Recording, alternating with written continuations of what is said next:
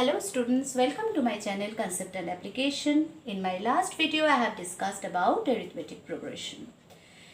There we have learned that if an arithmetic progression is taken of this form a1, a2, a3 so on up to an, then this a1 will be the first term of this progression, and as by definition of arithmetic progression we get every term is obtained by adding a fixed number with the preceding term except the first term. That is why a2 minus a1 is equal to a3 minus a2 is equal to so on an minus 1, because the term just before an is an minus 1 obviously, is equal to small d. Here it is taken as small d, which is the common difference. And also we have known that nth term of an arithmetic progression will be obtained by a1 plus n minus 1 into d.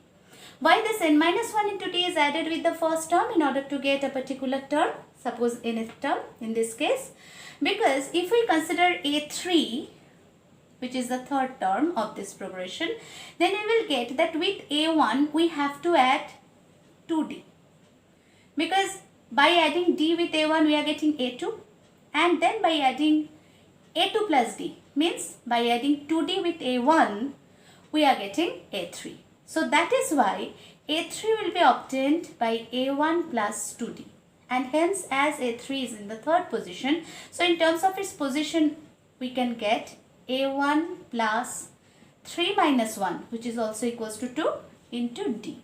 So 2 times of d means 3 minus 1 into d must be added with the first term in order to get this third term. Just by this pattern we get that the nth term will be obtained by this particular formula, which is a1 plus n minus 1 into d.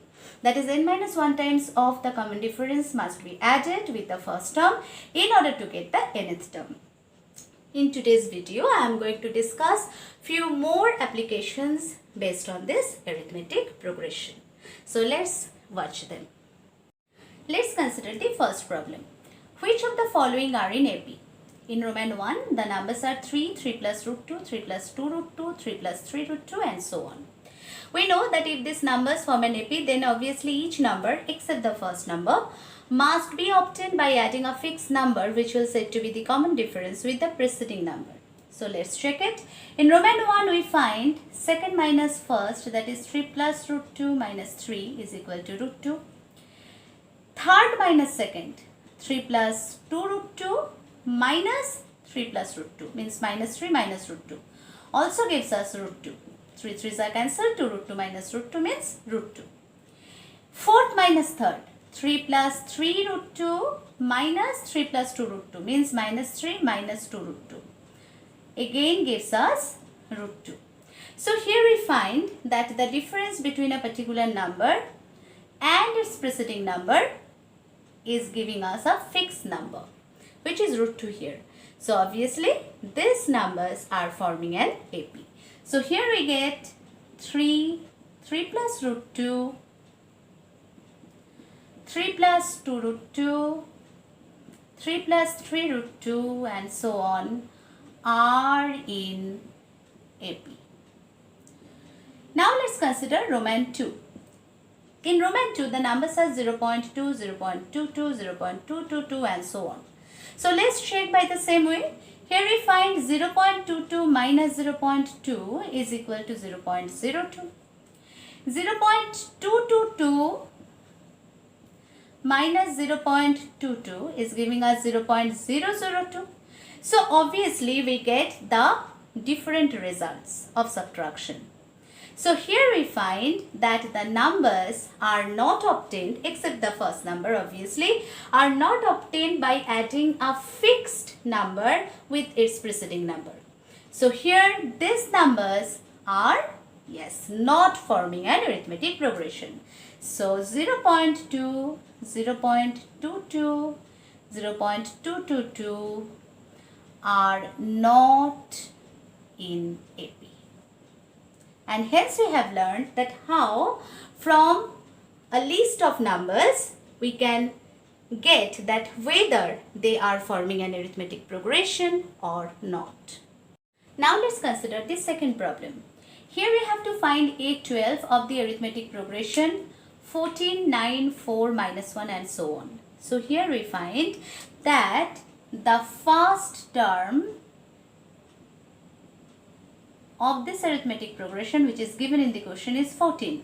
Now we need to get the common difference, because here we have to find out the 12th term of this arithmetic progression, means A12. So we must get the common difference. Now if you find 9 minus 14, you will get minus 5. Similarly 4 minus 9 also gives you minus 5. Minus 1 minus 4 also gives you minus 5. So here we find that the common difference is minus 5. So now we have to find out A12 means 12th term. We know this.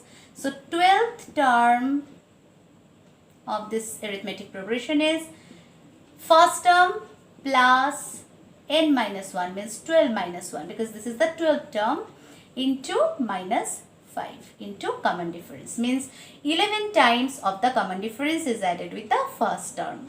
So here we get 14 plus 11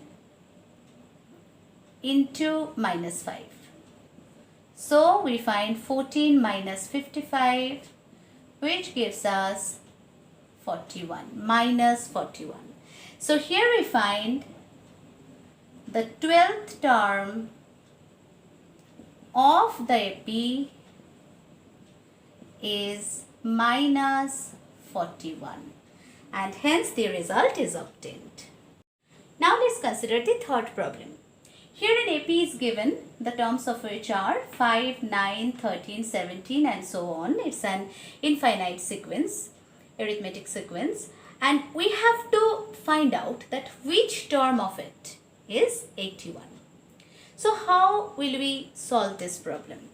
Here I find that first term is 5, and also we get 9 minus 5 equals to 4, 13 minus 9 is also equals to 4, 17 minus 13 is equals to 42. That means the common difference